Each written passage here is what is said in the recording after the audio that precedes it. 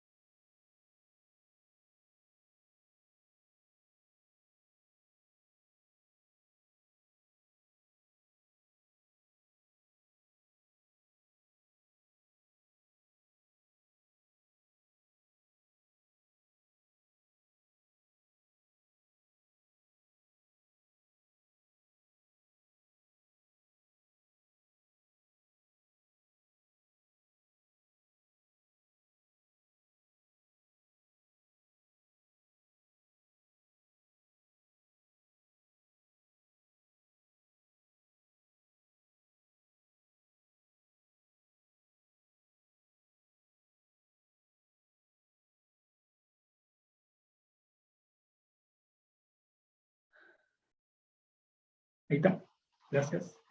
Sí, hay una persona que nos estaba recordando las grabaciones. Sí, toda esta noche se ha grabado el programa. Hace unos minutos se lo envié a Héctor y a Pastor, y tal vez si me dan, digamos, esos arranques de sabiduría, voy a copiarlos en el chat, los links.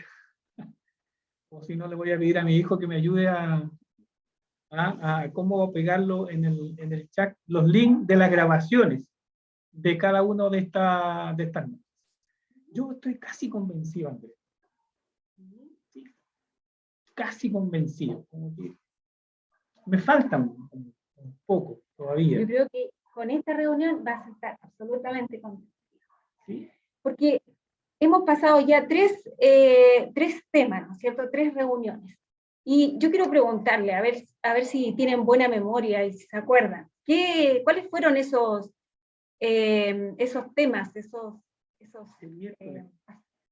temas ¿Por qué creemos en Dios el día miércoles? El día miércoles, ¿qué se habló el día miércoles? ¿Quién se acuerda? ¿Quién se acuerda? Se hace memoria. Nadie se Yo me acuerda. acuerdo. Mire, Sí, pero alguien obviamente, ¿quién más se acuerda? ¿Por qué creemos en Dios al final? Héctor, nuestro hermano Héctor al final dijo, yo creo en Dios porque, y se erró. Estuvimos toda la tarde viendo algunos científicos, la evolución, la involución. ¿Por qué creemos en Dios el día miércoles? ¿De qué se trató el día miércoles? ¿Alguien se acuerda? Ahí, hoy teníamos un premio.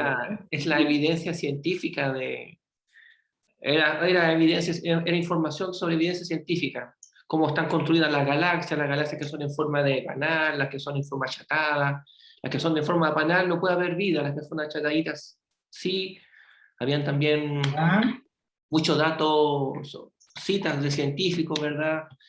Era harta información científica que se citó el día miércoles. Porque nos creó, ¿cierto? Dios nos creó. Perfecto, muy bien. Y el día martes, ¿por qué creemos en Dios? la segunda reunión que tuvimos. A ver si alguien se acuerda de qué se trataba. ¿Por qué?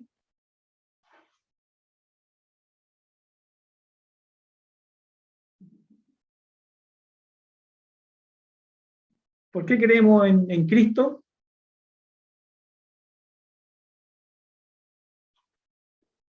Hoy estos alumnos son como los alumnos del profesor Girafales, parece. ¿Quién se acuerda de cuál fue el segundo tema? A ver. ¿Por qué creemos en Dios?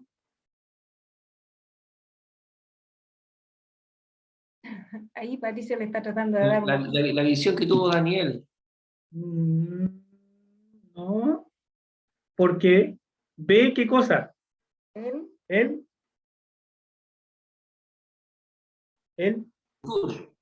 El futuro. Eso, muy bien. El futuro, muy bien. Hoy estos alumnos.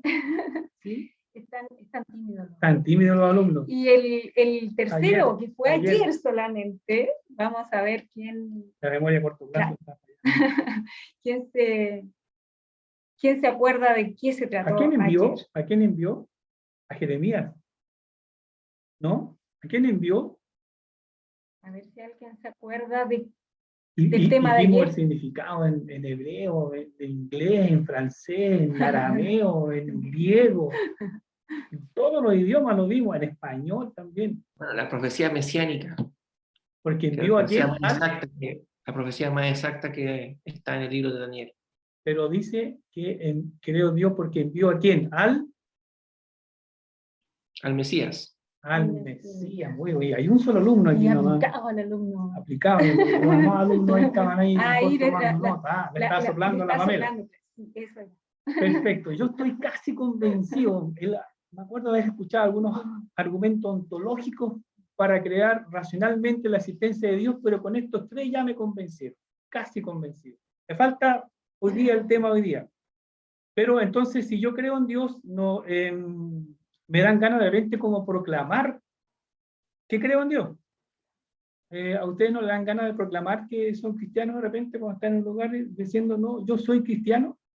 ¿No le dan ganas de repente de proclamarlo, de decirlo a la gente o a su alrededor? ¿No? ¿Sí? Sí. Bien. Vamos a cantar entonces. Entonces vamos a cantar y vamos a proclamar que somos cristianos, ¿les parece?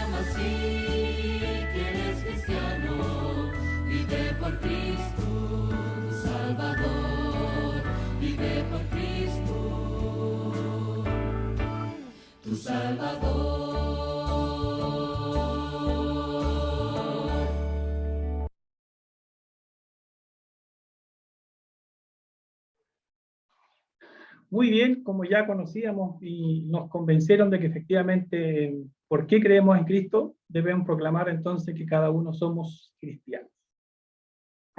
Vamos a cantar, a seguir cantando. Vamos entonces a cantar ahora el himno lema, ¿no es cierto?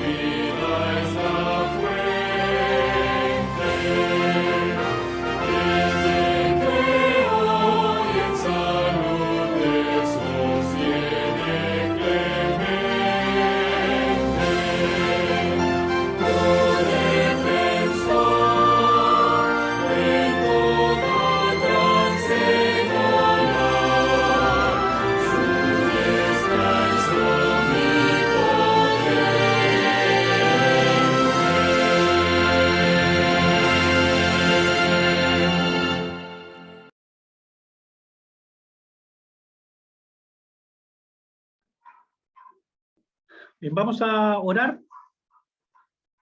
Padre nuestro que estás en los cielos, te damos gracias, Señor, por este día sábado que nos diste, por la oportunidad que tenemos de compartir con tantos hermanos de diferentes lugares la palabra de Dios. Te damos gracias porque tú nos cuidas y nos protege. Te damos gracias porque tú nos amas, porque tienes misericordia de cada uno de nosotros. Oramos por cada uno de los pedidos de oración que la hermandad, que tu iglesia tiene y ha traído hasta este momento. Si hay algún hermano que está con algún dolor, con algún sufrimiento, con alguna pena, con alguna angustia, te pedimos, Señor, que tu Santo Espíritu esté con él, que lo guíes, que le ayudes, que le des la confianza necesaria para comprender de que tú le amas y estás pendiente de cada uno de sus problemas. Ayúdanos y acompáñanos esta tarde para escuchar la exhortación de tu palabra a través de nuestro hermano Héctor. Que tu Santo Espíritu esté con él para que lo pueda bendecir grandemente. Gracias por todo, en el nombre de Jesús. Amén. Bien. No sé si estará conectada la hermana Charito, porque tenía una alabanza. Me parece que no. Bien, si no está conectada la hermana Rosario, entonces la dejamos para después y entonces le damos el espacio a nuestro hermano Héctor para que continúe con el tema. La hermana Rosario se fue cuando vio que estaban haciendo preguntas. No. Bueno, yo a las 7:30 tengo otro tema en otro lugar, así que bueno, el tiempo alcanza, estamos bien en tiempo, pero tal vez no sea no me quede a despedirme, no me quedan los abrazos finales, pero desde ya les digo que muchas gracias por la invitación. Y bueno, veo al hermano Osorio allí, el hermano Cristian, que fue un gran pilar cuando trabajé allá, una gran ayuda, un gran anciano, y varios hermanos que fueron de mucha ayuda, apoyo para nosotros. Bueno, para qué decir el hermano Rifo, que él siempre ha sido el líder allí en el grupo, ha mantenido a las ovejas dentro del rebaño. Bueno, vamos a hablar. Hoy no hice diapositivas, así que no voy a compartir diapositivas, simplemente voy a hablar cosas bien generales, pero el propósito es mostrar que Dios se manifiesta en la historia. Voy a dar algunos ejemplos bíblicos y después voy a contar algunas experiencias. Dentro de los ejemplos bíblicos, la Biblia habla de un diluvio universal. Y la terminología hebrea que aparece allí en Génesis es explícita. Varias veces dice que vino un diluvio sobre toda la tierra y todos los montes quedaron cubiertos, etcétera, etcétera.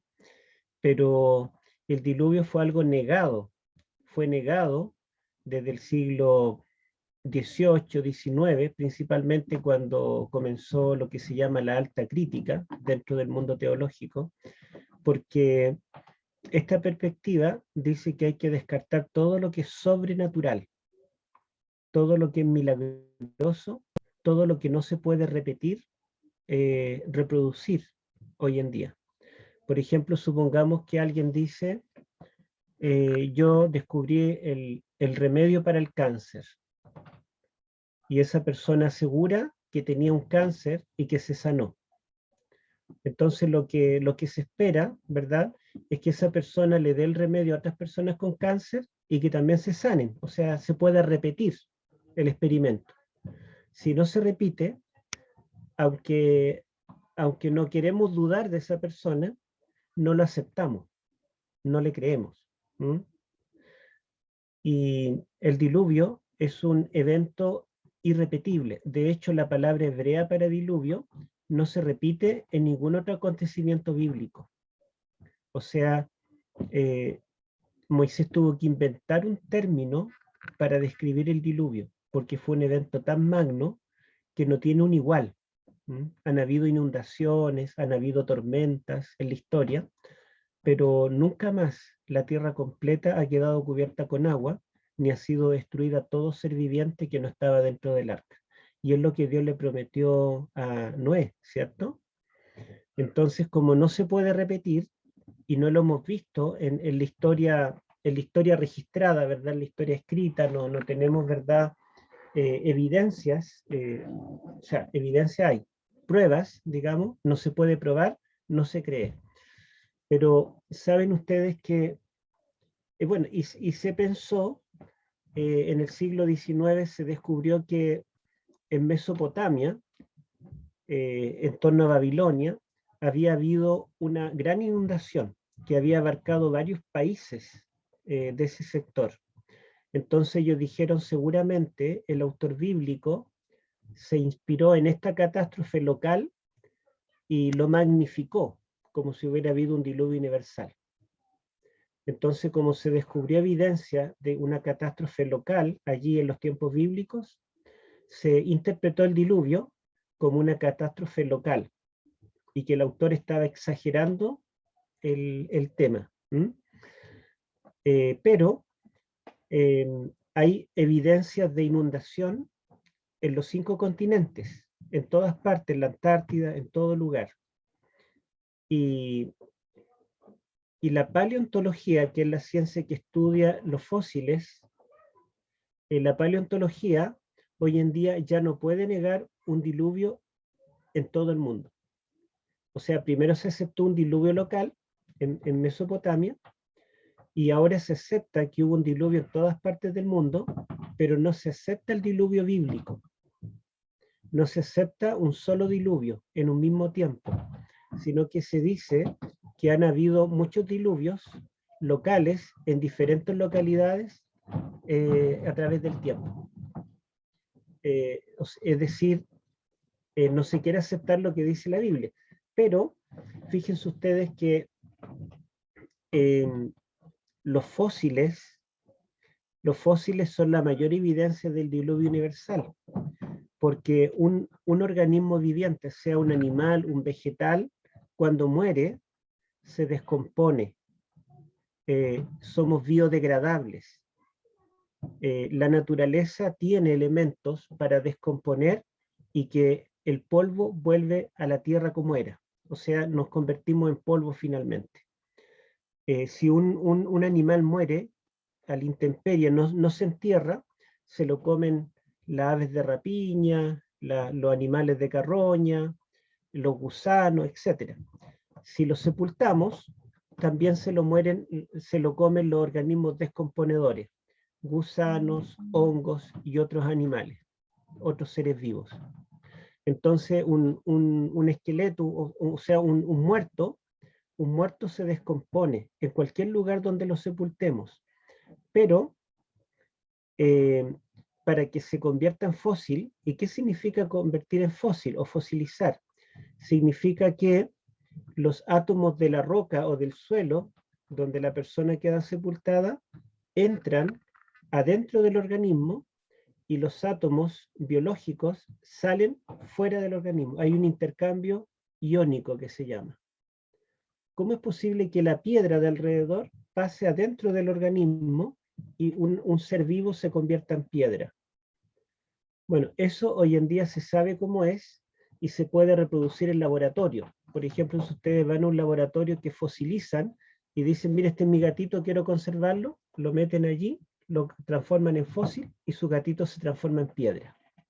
Se puede hacer. Pero para fosilizar tiene que haber un sepultamiento rápido y tiene que haber presencia de agua. O sea, no es posible la fosilización si no hay una inundación gigantesca y si no hay una catástrofe que sepulte rápidamente a los seres vivos. Y por lo tanto, la presencia de fósiles en todas partes del mundo, en los 5 continentes, es una evidencia de que hubo un diluvio universal. Ahora, ¿podrían haber sido distintas inundaciones en distintas épocas? La verdad es que las capas geológicas son uniformes en cualquier lugar del mundo. Por ejemplo, si se encuentra un fósil en la capa que se llama silúrico, por decir un ejemplo, porque le colocan nombre a cada capa, si se encuentra un fósil en el silúrico, aquí en Chile, y después cavamos en Siberia, y encontramos, buscamos en la misma capa silúrico, vamos a encontrar las mismas especies que encontramos en Chile. Eso quiere decir que esta inundación fue mundial, fue al unísono en la misma época. Ustedes seguramente han escuchado hablar de el Jurásico. El Jurásico, el periodo en que vivieron los dinosaurios. En esa misma capa del Jurásico, llamada así, donde hay fósiles de dinosaurios en Norteamérica, en la misma capa donde hay fósiles de dinosaurios en Europa, en China, en Australia, en Argentina o en cualquier otro país del mundo. En otras palabras, esta inundación que fosilizó a los animales fue mundial. Y hay mucha otra evidencia. Muchos de estos animales fueron fosilizados vivos, porque la teoría de la evolución dice que estos animales murieron, quedaron sepultados, pasó mucho tiempo, cada capa para ellos tiene millones de años, y después vino otra generación de seres vivos, pero esto fue instantáneo, fue una catástrofe, y fueron sepultados vivos la mayoría de ellos. Por ejemplo, se han encontrado animales fosilizados corriendo, con 2 patas levantadas y 2 patas apoyadas.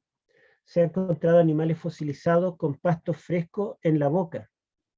Se han encontrado hembras fosilizadas dando a luz.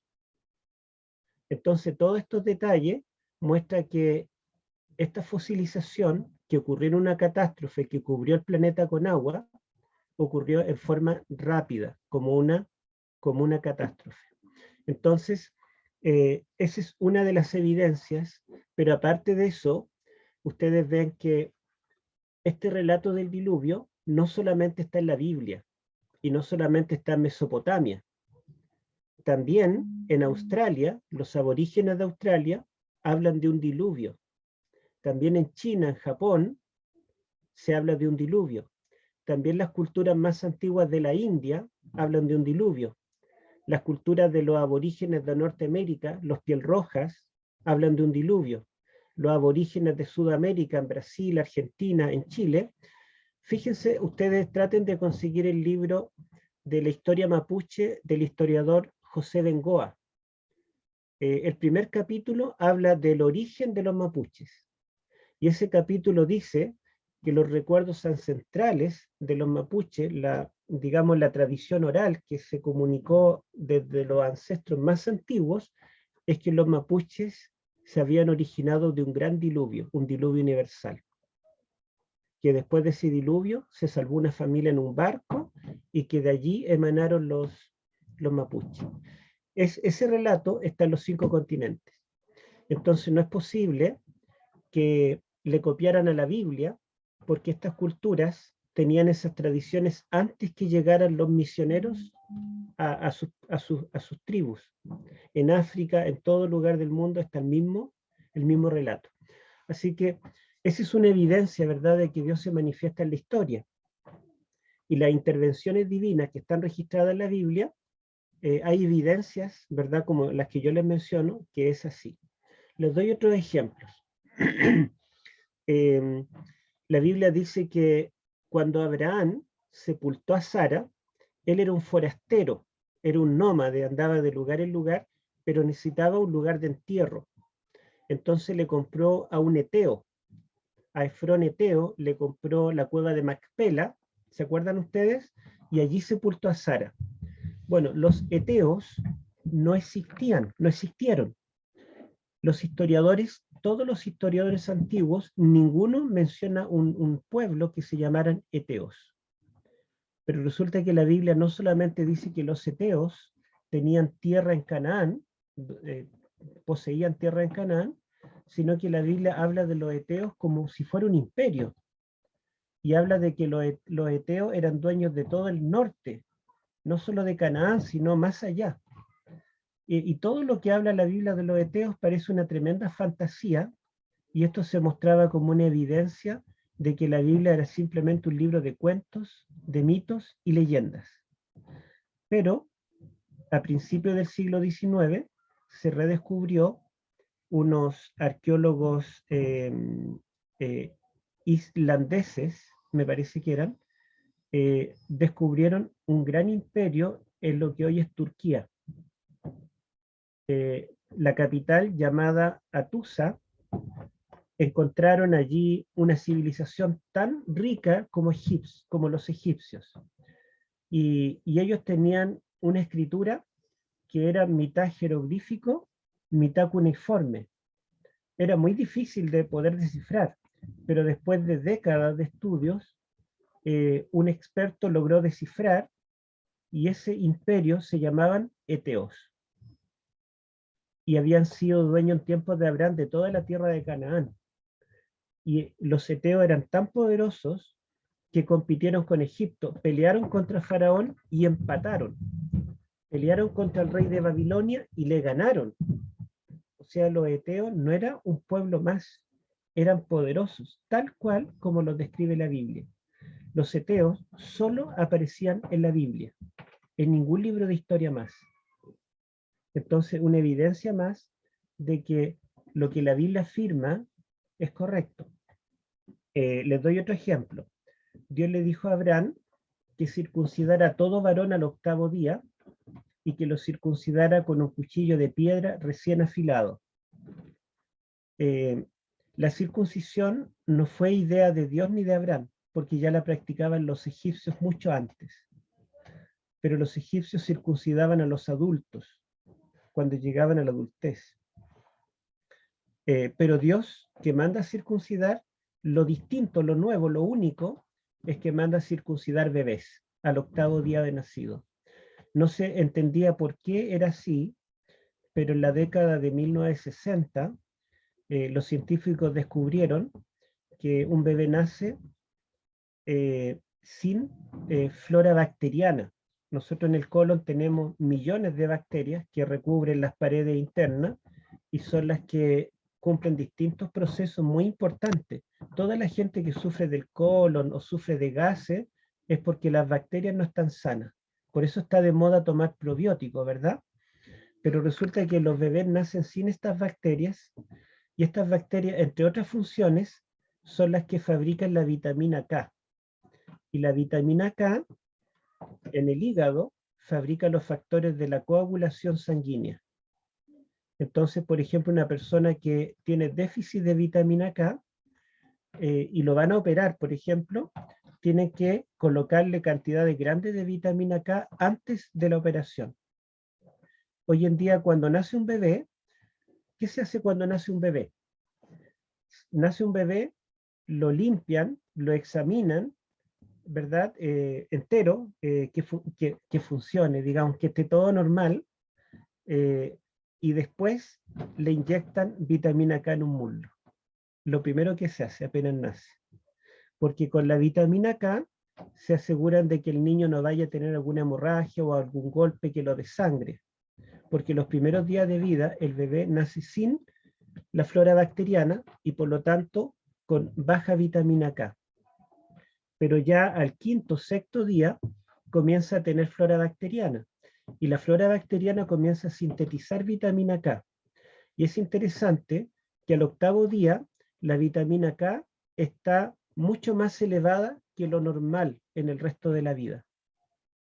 Y dentro de los factores de la coagulación, la protrombina, que es la que va a formar la trombina, que es la que forma el trombo que cierra las heridas, la protrombina está 110% de lo normal. Al 9º día se normaliza. Entonces, ¿cuál es el día ideal para hacer una cirugía como esta o cualquiera? El 8º día. Se evitan hemorragias. Ahora, ¿por qué Dios manda a circuncidar con cuchillo de piedra recién afilado si en tiempo de Abraham ya se usaba el cobre, el bronce y el hierro? Es porque la única forma de conseguir un instrumento quirúrgico estéril era de piedra. Porque afilar un cuchillo de piedra se tenía que botar, pegar en una esquina y caía todo un lado, se pegaba en la otra, caía todo el otro. Entonces el filo nuevo era estéril. Estaba dentro de la piedra, no había tenido contacto con el exterior. Si yo afilo un cuchillo, ¿verdad? Las bacterias van a quedar allí. Por lo tanto, Dios está evitando los dos peligros que se busca evitar hoy en día en toda cirugía. Una hemorragia y una infección. Dos causas por las cuales una persona puede morir, aunque la cirugía sea exitosa. Entonces uno se pregunta, ¿cómo Abraham sabía esto 4000 años atrás? No es que lo sabía, es una evidencia de que el que habló con Abraham era Dios. El creador, el que nos conoce, él sabe cómo funcionamos. Les doy otros ejemplos. La Biblia habla de Salomón, y que Salomón fue muy rico, tuvo minas de cobre y otras cosas, pero los historiadores modernos no creen que Salomón existió. Salomón no es un personaje histórico, es solo un personaje legendario, inventado. Y resulta que un rabino judío dijo, bueno, yo voy a suponer que existió y voy a estudiar la historia de Salomón para deducir dónde tenía las minas de cobre. Y bueno, siguiendo las pistas de la Biblia, donde más o menos indicaba, él contrató una máquina para que excavara en ese lugar y todos decían, este rabino se volvió loco. Salomón existió y acá nunca ha habido cobre. Pero cavó y descubrió una mina de cobre de Salomón y ahora es un millonario porque él es dueño de una mina hoy en día. ¿Qué otro ejemplo les pongo? En el Evangelio de Juan, bueno, antes de eso, Mateo y Lucas nos hablan del nacimiento de Cristo y nos dicen que Jesús se crió en Nazaret. De hecho, Lucas 4, ¿verdad?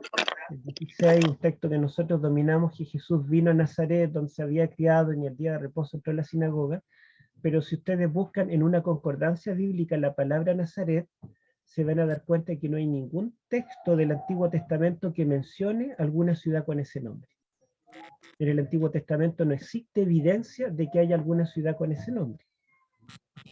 Y si buscan la literatura del mundo judío del primer siglo, no hay ningún registro de Nazaret. Ninguno. O sea, el único lugar que menciona Nazaret es Lucas y Mateo.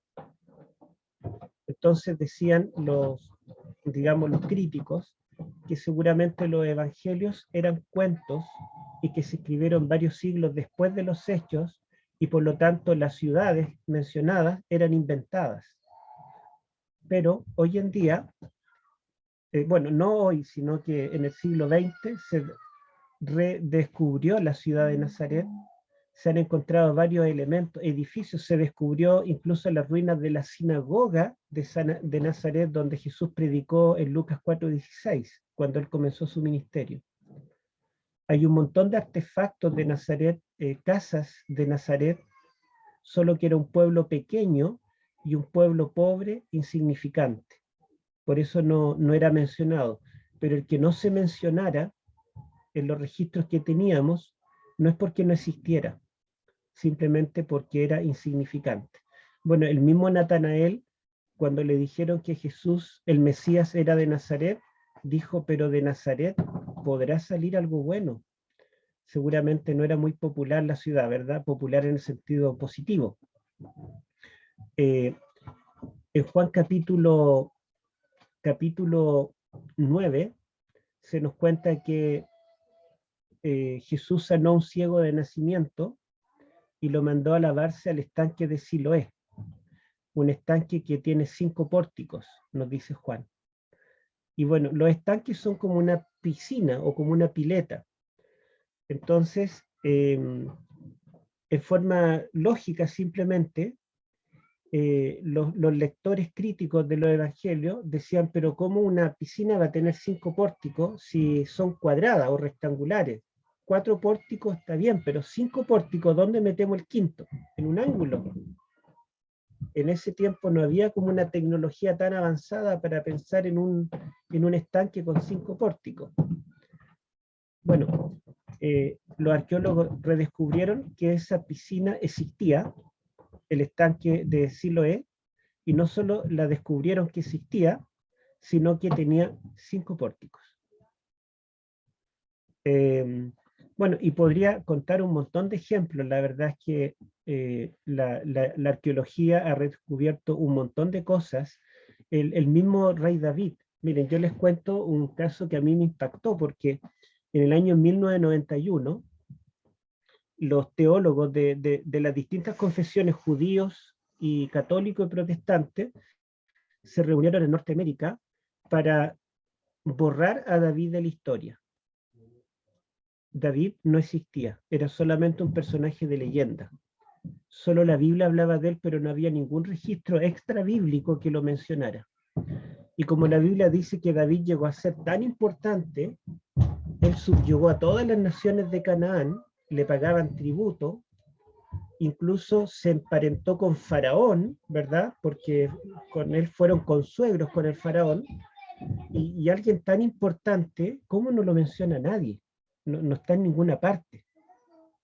Entonces, como no había evidencias externas de la existencia de David, se reunieron el año 1991 en Estados Unidos para borrar a David de la historia. Era solo un personaje de leyenda. Y resulta que en ese año había un grupo de judíos de la Universidad de Jerusalén, arqueólogos, cavando en el extremo norte de Israel, en lo que se llama, en lo que era bíblicamente la ciudad de Dan, y resulta en el límite con el Líbano, y resulta que dentro del grupo de arqueólogos estaba Gila Cook, y después que terminaron un día de jornada y se fueron todos, Gila Cook, bueno, es el don de las mujeres. Los arqueólogos terminaron el trabajo y se fueron todos. Ella se quedó ordenando, se quedó recogiendo las palitas, todos los artefactos y ordenando. Y cuando ella estaba agachada ordenando, levantó la cabeza y vio a la distancia una piedra y le llamó la atención porque la encontró como muy angulada. No parecía una piedra común. Entonces, bueno, también el don de las damas tuvo curiosidad y quiso ir a ver la piedra. Entonces fue a tocar la piedra y se dio cuenta que estaba escrita, pero la escritura no era el hebreo moderno, era el hebreo preexílico, el hebreo que los judíos, en el cual ellos escribían antes de vivir en Babilonia. O sea, esa piedra había sido escrita en un tiempo anterior al exilio. Y ella no manejaba muy bien el hebreo antiguo, así que la llevó para que la estudiaran con los expertos de la universidad, y leyeron allí que era de un rey de, a ver cuál país era, un rey de Moab, un rey moabita. ¿Se acuerdan quién venía de Moab? Ruth. Bueno, un rey moabita, y dice que él estaba en guerra con el rey de Israel, y también con el rey de Judá. Y dice allí, la estela se le llama una piedra escrita, decía, yo vencí al rey tanto que era de la casa de David. Entonces, por primera vez en la historia se encontró un documento extra bíblico, más encima de un enemigo de Israel, que mencionaba que el rey de los judíos era de la casa de David. La palabra casa significa dinastía. O sea, cuando se dice la casa de, se menciona al que fundó la dinastía. O sea, no solamente ahí estaba mencionando que David había sido rey, sino que estaba diciendo que había sido tan importante que él había fundado la dinastía de todos los reyes judíos. Y inmediatamente esta noticia se dio a conocer, y este congreso en Norteamérica, donde habían judíos, católicos, protestantes, para borrar a David de la historia, no se pudo hacer, se tuvo que interrumpir, porque apareció una evidencia de David. En cuanto a la crucifixión, por ejemplo, la crucifixión, la Biblia dice en los evangelios que Jesucristo fue clavado en la cruz, pero no se ha encontrado nunca un esqueleto de un crucificado. Entonces no se sabe si es tradición o si realmente es cierto. Las crónicas romanas hablan de personas que fueron condenadas a la crucifixión, pero no se dan detalles. Y como nunca se ha encontrado un esqueleto o los restos de algún crucificado, la idea que había es que cuando crucificaban gente, la tiraban a alguna fosa común y la quemaban. Total, eran delincuentes. Entonces los crucificaban, después los sacaban y los quemaban. No había, digamos, no había una preocupación de darle una sepultura o algo así. Por lo tanto, el que Jesús fuera sepultado en una cueva, más encima una cueva de un rico, José de Arimatea, era mirado como un cuento, una invención, porque no había ninguna evidencia tangible. Hasta que en el año 1968 se encontró una cueva con entierro, cadáveres, huesos en realidad, y se encontró un osario, que es como un cajoncito de piedra caliza, que al abrirlo se encontraron en los huesos de un hombre que medía como 1,70 m más o menos, y su talón, las manos no se encontraron, quedaban algunos huesos, parte de la columna, el cráneo y los pies. Pero lo interesante es que en sus pies tenía un clavo de 11 centímetros en el talón. Era un crucificado. Y además de eso, estaba escrito, decía el nombre del crucificado, Yohanan. Ustedes busquen Yohanan después en Google y busquen allí Yohanan el crucificado, y era del siglo I de la era cristiana. O sea, se encontró una evidencia de un crucificado que era del mismo tiempo en que vivió Cristo, el siglo I. En Jerusalén se encontró la misma ciudad donde Jesús fue crucificado, y ese descubrimiento permitió mostrar de que no era ilógico pensar que un crucificado fuera sepultado en una cueva. Y más encima, es una evidencia que muestra que efectivamente los crucificados eran clavados en la cruz. Y varios otros detalles, se hizo estudio de todo tipo, ¿verdad? Con escáner de los huesos, y se descubrió muchas cosas, se lograron deducir que coinciden plenamente con el relato del Evangelio. Entonces, la Biblia está llena de datos que son ciertos, plenamente ciertos. Ahora, ustedes saben que en el año 70, Jerusalén fue completamente destruida, no quedó piedra sobre piedra. Entonces, la geografía verdadera de Jerusalén no se conoce, porque después de eso, el emperador Adriano mandó a reconstruir la ciudad, pero la ciudad fue hecha en honor, no me acuerdo cuál de los dioses romanos, me parece que Júpiter, y la ciudad se llamó Aelia Capitolina, o sea, tomó otro nombre, se construyó una ciudad al estilo romano, con un dios patrono. Entonces la geografía y las características de la ciudad cambiaron completamente. La gente que vivió después, porque los judíos fueron expulsados. Ustedes saben que los judíos murieron 1 millón de ellos en el año 70, en la guerra, ¿verdad? Y los que sobrevivieron los llevaron como esclavos. Y luego el emperador Trajano dio un decreto de que ningún judío se podía acercar a Jerusalén bajo pena de muerte.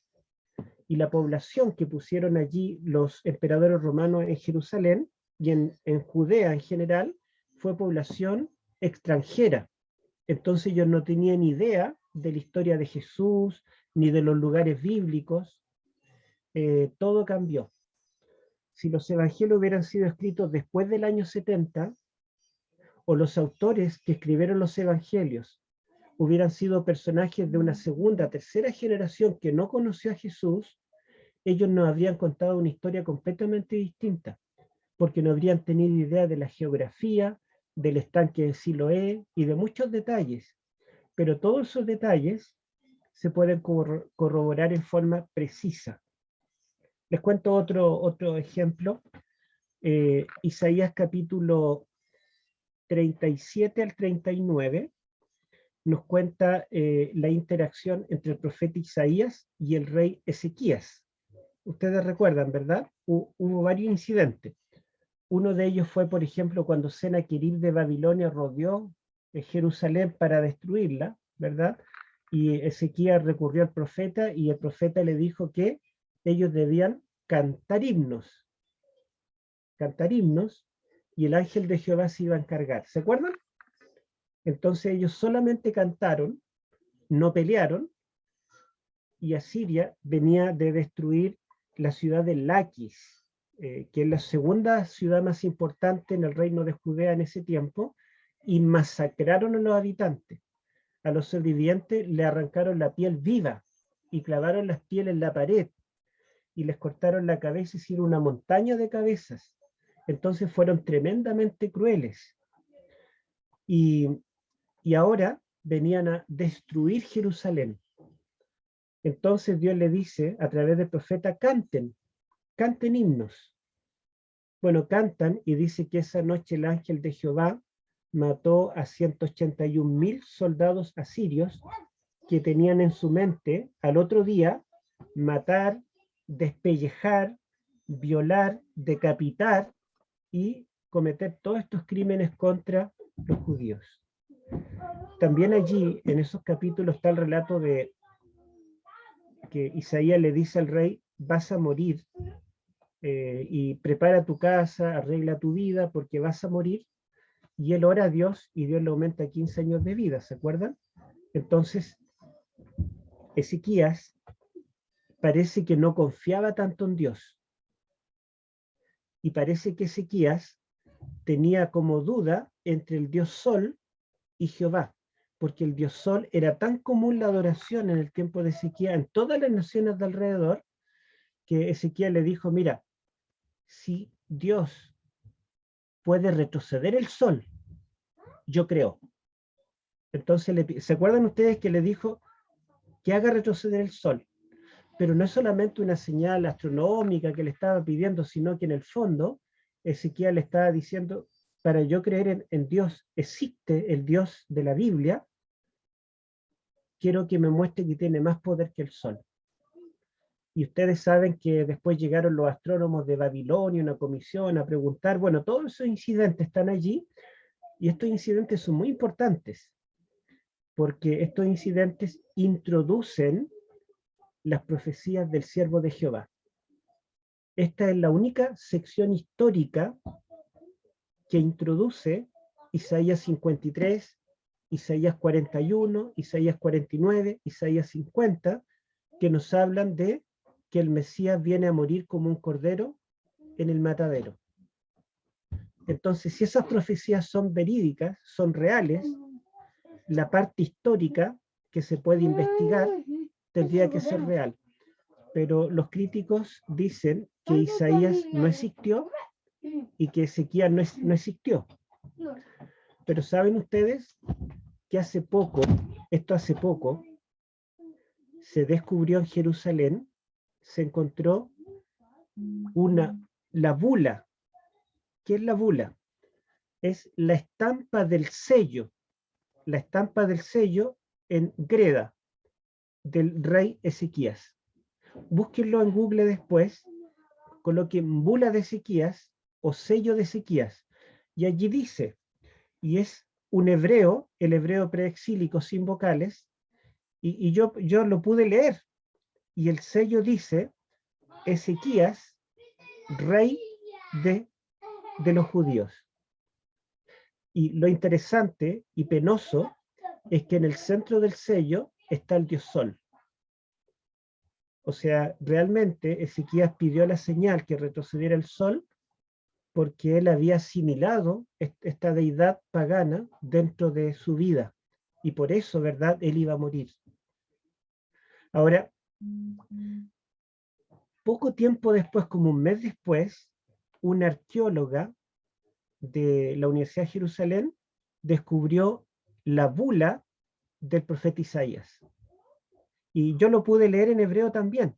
Y la bula dice, es un sello redondo, dice Isaías, hijo de Amós, tal cual como está en la Biblia. Isaías 1:1 dice Isaías, hijo de Amós. Y después dice profeta. Fíjense.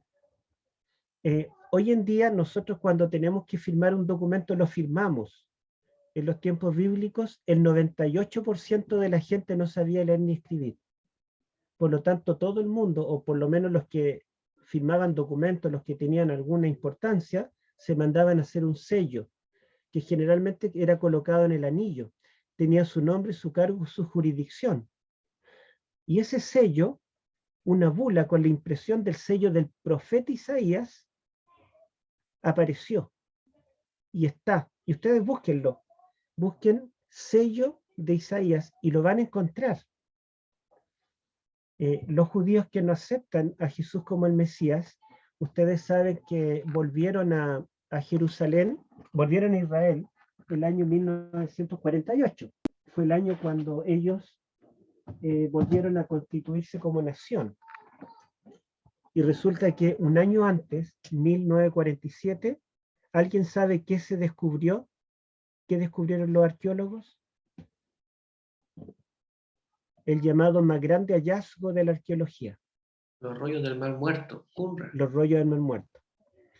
Encontraron, de los 39 libros del Antiguo Testamento, encontraron porciones de 37 libros.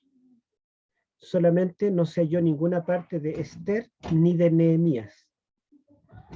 Pero como Nehemías formaba un solo rollo con Edras y se encontraron porciones de Edras, se asume que Nehemías también ellos lo tenían.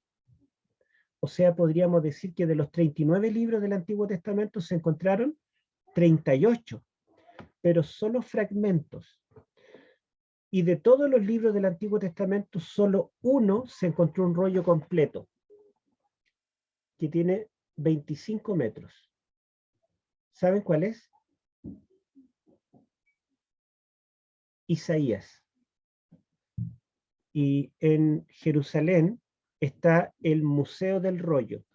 El edificio tiene forma de un rollo y adentro están distintas cosas que hay en un museo, pero en el centro hay una vitrina redonda que da toda la vuelta y allí está pegada el rollo, da toda la vuelta. La gente tiene que caminar, ir mirando el rollo y va dando toda la vuelta porque allí está el libro de Isaías de principio a fin, el profeta mesiánico. Los judíos tienen allí en el corazón de Jerusalén el rollo completo del profeta mesiánico que anuncia el Mesías. Fíjense ustedes, la bula de Ezequías, la bula de Isaías, se descubrieron. O sea, no solo son personajes históricos, sino que incluso las profecías que están allí y los milagros que menciona allí son dignos de crédito, porque cada detalle que está allí en la escritura se ha podido corroborar, entre tantas cosas, ¿verdad? Bueno, yo le iba a dar solamente algunos ejemplos, pero también, ¿verdad? Como el tema es que Dios se manifiesta en la historia, se manifiesta en forma sobrenatural, por ejemplo, en el diluvio, en el éxodo, ¿verdad? En la encarnación de Cristo, se manifiesta también en la historia, en el sentido de que los datos históricos que están allí registrados en la Biblia, donde Dios reveló cosas, hay evidencias de que es así, pero Dios también se manifiesta en nuestra historia, en la historia nuestra. Yo creo que todos tenemos testimonios, y si diéramos lugar a testimonios, tendríamos que ser vigiles, porque todos tendríamos algo que contar, ¿verdad? Pero yo voy a contar algunos testimonios para que ustedes vean que Dios sigue manifestándose en la historia. Cuando yo busqué al Señor, porque era originalmente católico, tenía mucha confusión en relación a las distintas iglesias, y le pedí a Dios que me guiara, que me mostrara. Y después de buscar en varias iglesias, cuando llego a una iglesia adventista que no tenía letrero, en ese momento Dios me habló en la mente y me dijo que esa era la iglesia verdadera, que yo debía unirme a esa iglesia, y me dijo que yo debía predicar hasta el fin, hasta el final. Entonces yo quedé con la duda, ¿voy a vivir hasta el final de la historia o es hasta el final de mi vida? Pero Dios nunca me respondió a la pregunta, pero me dijo que debía predicar hasta el final. Y después, bueno, ese día comenzaba una campaña que duraba un mes, 30 días, de Apocalipsis. Y resulta que yo estudiaba en un liceo que estaba a media hora en micro de la iglesia, y yo salía una hora antes, así que no tenía problemas para llegar. Pero esa noche en la iglesia cambiaron el horario y lo bajaron una hora, comenzaba a las 8 y lo dejaron a las 7. Y en el liceo al otro día nos avisan que en vez de salir a las 7, íbamos a salir a las 8. O sea, no tenía ninguna chance de continuar yendo a la iglesia. Y yo hablé con el director, hablé con los ancianos de iglesia, hablé con todo el mundo, pero no se pudo cambiar los horarios.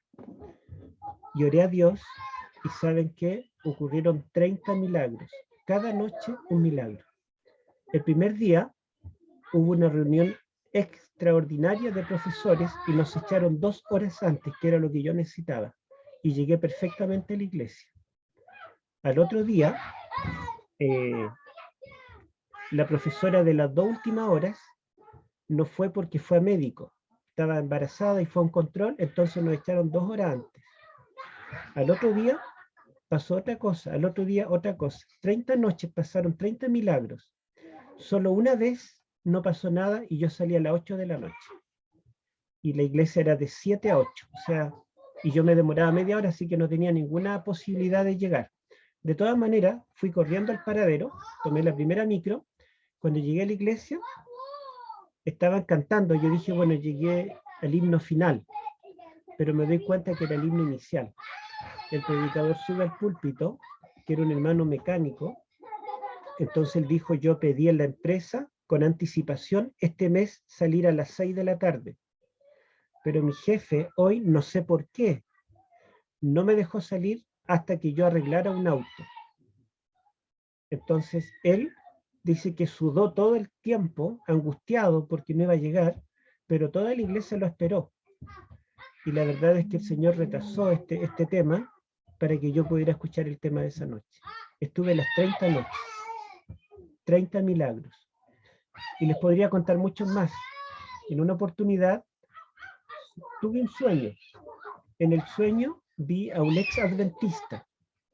Yo era de Santiago, nunca había salido de Santiago, pero ese ex adventista vivía en Chillán. Yo no conocía Chillán.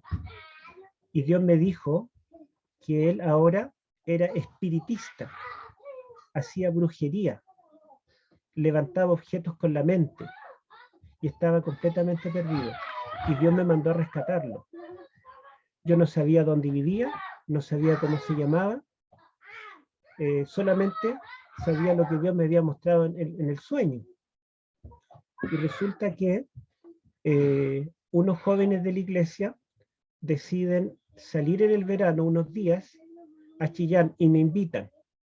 Me dieron permiso, mis papás, fuimos a Chillán y resulta que uno de estos jóvenes tenía una tía en Chillán. Esa tía nos invitó a tomar once. Cuando nos invitó a tomar once, golpean la puerta, inmediatamente me vino todo el sueño y a través de la puerta yo vi a la persona del sueño y yo sabía toda su vida porque Dios me lo había mostrado en el sueño. Esa persona entra, era exactamente igual como en el sueño. Y esa persona se sienta en la mesa y nos ve estudiando la Biblia y se ríe de nosotros. Dice, yo ahora estoy con Satanás, que él sí que es bueno, no es injusto como Dios. Y Satanás tiene poder, me ha dado riqueza. Si ustedes quieren, yo puedo levantar la mesa con la mente. Entonces, la hermana le comenzó a predicar y yo quedé atónito no por lo que él dijo, sino porque todo lo que él estaba diciendo, Dios me lo había mostrado. Hasta que pude hablar, le hablé y le conté toda su vida. Él quedó pálido. Yo sabía de él más que él mismo. Le dije dónde trabajaba, quién era su jefe, en qué negocio andaba. Le conté todo, porque Dios me lo había mostrado en sueños, sin yo saber nada de él. Y después le hice el llamado. Le dije, si Dios me lo mostró en el sueño, yo que no lo conozco, es porque el Señor lo ama, ahí donde está. Bueno, él no quiso creer, pero resulta que después yo me fui a estudiar teología y en una oportunidad nos mandan a una campaña a una iglesia y yo me siento en un lugar, en una banca, estaban pasando diapositivas, estaba oscuro, de repente prenden la luz y lo veo sentado al lado mío con la esposa y los hijos. Él me dijo, me reconoció, me dijo, ahora soy el anciano de esta iglesia. Él había vuelto. Entonces, tantas cosas así que la verdad no tienen explicación. Yo me emociono porque puedo decir que Dios existe. Veo un montón de evidencia en la naturaleza, en la Biblia, en la ciencia, pero también en mi propia vida, y yo sé que ustedes también, todos tenemos testimonio de cosas impactantes, como Dios, ¿verdad? Es real, se manifiesta y es innegable. Se puede negar, Dios nos da esa libertad, Dios nos da la libertad para no creer, pero en realidad es increíble cómo Dios se manifiesta en su vida. Les cuento el último testimonio, cuando con mi esposa Sandy ustedes saben que en mi segundo matrimonio, cuando yo me casé con ella, no teníamos ningún peso para la luna de miel, solo para el evento del matrimonio. Y resulta que poco antes nosotros habíamos andado por el centro y vimos un lugar, una agencia de viajes, y miramos los lugares, Punta de Cana, Florianópolis, varios lugares bonitos, y de todos nos gustó Florianópolis. No conocíamos, nos gustó como para ir, y por si acaso preguntamos cuánto salía. En ese tiempo salía 1,5 millones. Entonces nos fuimos y decidimos no tener luna de miel, porque obviamente no, ni siquiera dentro de Chile, ni siquiera teníamos como para ir a La Serena, ir a Viña, y resulta que ustedes saben, no tengo casa, tampoco auto. Ahora tengo un auto que en realidad es de mi suegra, pero bueno, el tema es que no teníamos ningún bien material.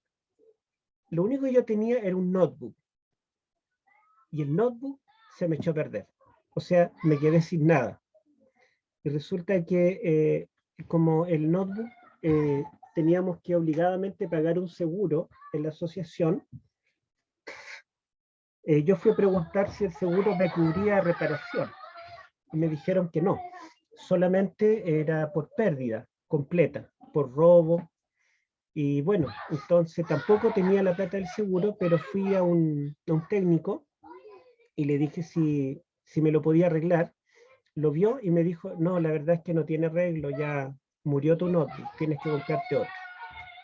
Y bueno, como me habían dicho que solamente pérdida total, yo fui a preguntar de nuevo a la secretaria y le dije, bueno, pérdida total incluye que el computador no sirva.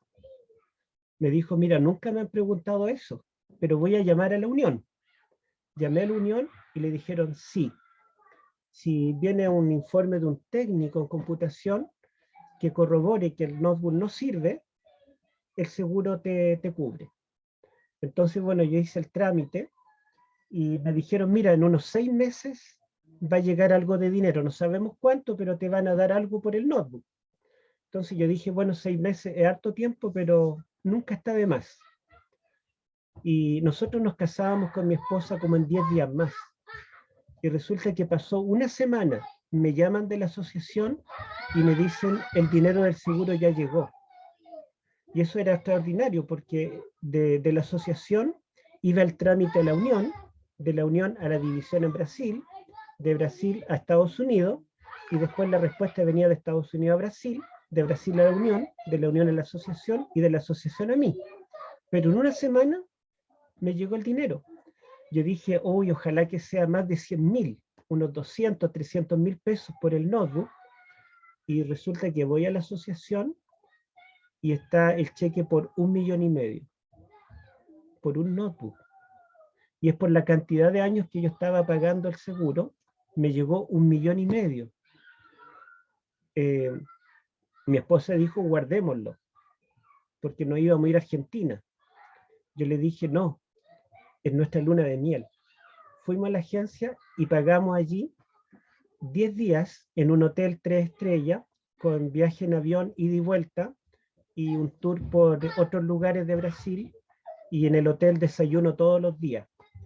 Entonces, cubría todo eso y nos daban algunos dólares. Nosotros fuimos allí a Brasil, pero resulta que Florianópolis estaba en tormenta, no se podía entrar ni salir, estaba todo inundado. Y nosotros estábamos en el avión y nos dijeron que posiblemente el avión no podía partir. Entonces oramos con mi esposa y el avión pudo partir. Llegamos a Florianópolis y se calmó la tormenta y hubieron días hermosos. Tuvimos 10 días hermosos, inolvidables. Y resulta que nos volvimos, cuando volvimos a Chile,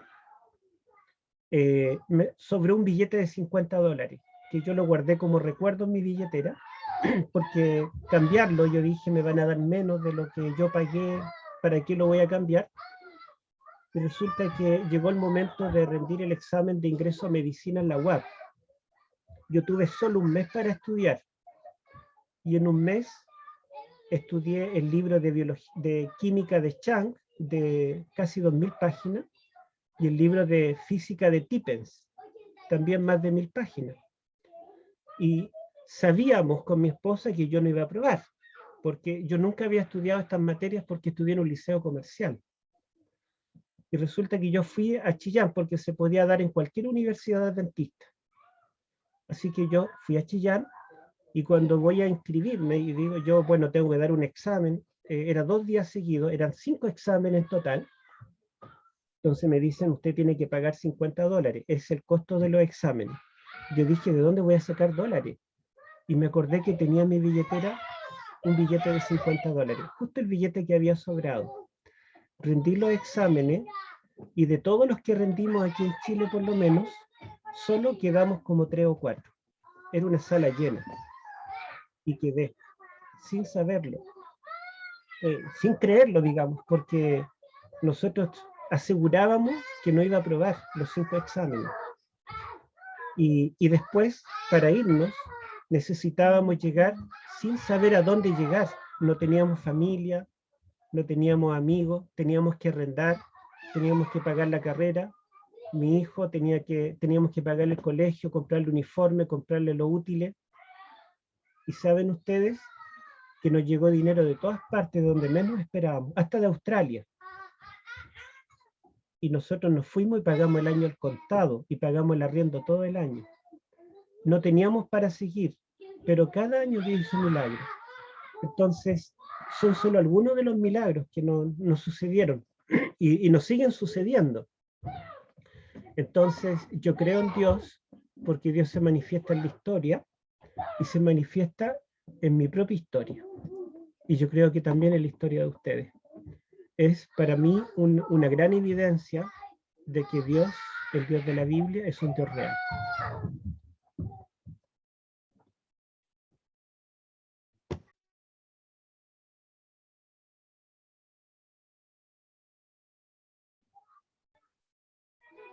Ese es el tema de hoy. Sí, que nos dejó sin palabras. Damos gracias a Dios porque es un Dios misericordioso, se preocupa de sus hijos hasta el más mínimo de los detalles. Damos gracias a Héctor también por su testimonio, por sus temas, que siempre, digamos, aprendemos y conocemos más. Pastor Donald, ¿algunas palabras? Sí, más que nada agradecer aquí al hermano Héctor. Tuve la oportunidad de conocerlo en vivo y en persona acá en Santiago hace varios años atrás, cuando él estaba trabajando ahí en el distrito de Santiago Sur. Así que Dios me dio esa oportunidad y después pudimos reencontrarnos en otras actividades, en otros programas en el norte también.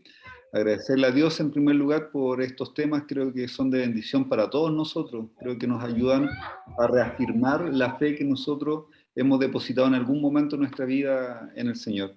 Y también agradecer aquí a los hermanos y amigos que se han podido conectar, han podido participar en estas reuniones, esperamos que también para ustedes sean de mucha bendición.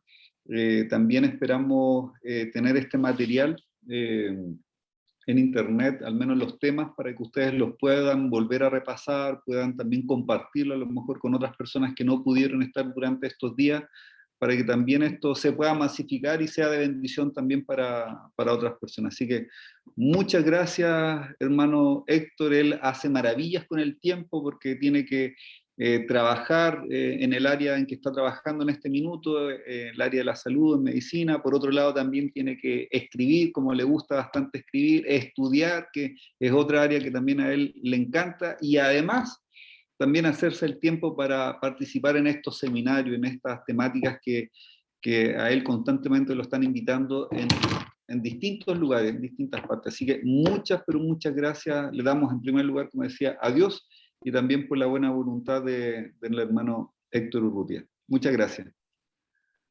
Bueno, gracias, pastor y hermanos, por la invitación. Vi que ahí están preguntando dónde se van a publicar los videos. Yo creo que en la página de la iglesia de ustedes pero también hay un hermano que me hizo un canal de YouTube que se llama Héctor Urrutia Teólogo, y el hermano siempre se consigue los videos y los sube después, así que estoy seguro que ustedes los van a encontrar. Ya hay más de 100 temas que ha subido de distintos seminarios que he dado, así que lo pueden consultar también. Y yo aprovecho de despedirme y agradecer porque tengo que hacer otro tema en un ratito, así que muchas gracias, hermanos, que Dios los bendiga, y espero que la Querido fe de hermano, ustedes entonces, crezca y que nos podamos encontrar allí frente al árbol de la vida, cuando Cristo amén. venga. Amén. Muchas gracias, hermano Urrutia, a su familia también. Muchos saludos, muchas Gracias. bendiciones. Gracias. Bien, efectivamente, como decía el hermano, Pamela me mandó un mensaje diciendo que van a estar los temas del hermano Urrutia que hemos tenido en estos días en el canal de YouTube de WIN, que es distrital, YouTube distrital, es IASD Distrito WIN. Así que ahí van a estar para que los puedan ver, ¿ya? Y teníamos la parte especial de la hermana Charito, y ya parece que ya está conectada, ya la vimos, así que ahora queremos que ojalá pueda cantar.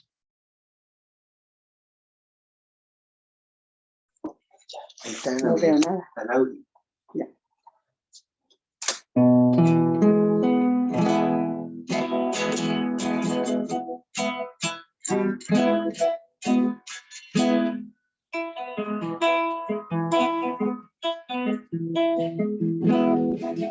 Muy temprano en la mañana me levanto para orar, a buscar al jardinero que me espera para hablar. Le comparto mi alegría, mi tristeza y mi pesar. Y su voz infunde aliento a este corazón sediento, dándole su dulce paz. En victoria caminemos hoy con Dios,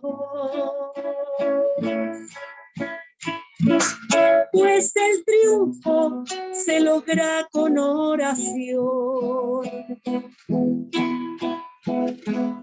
Cultivemos las semillas del amor. En ti nacerá la rosa del jardín, la más hermosa, que es Jesús nuestro Señor.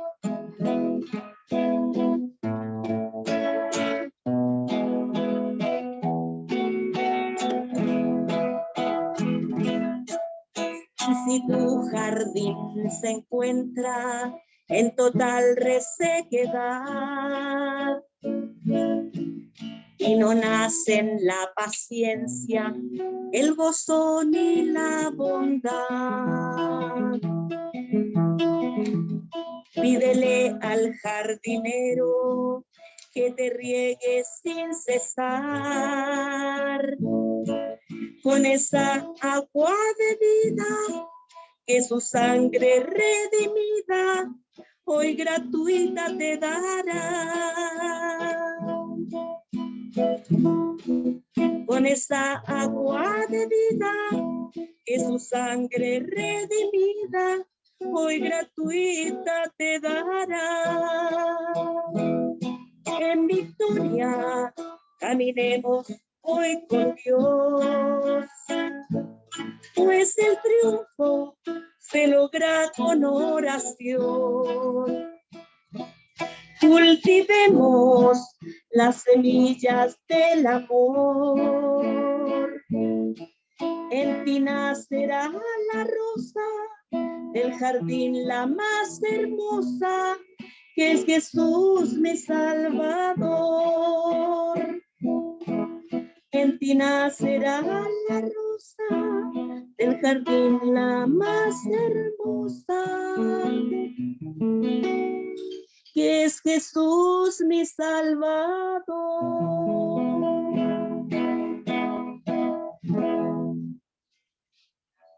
Amén.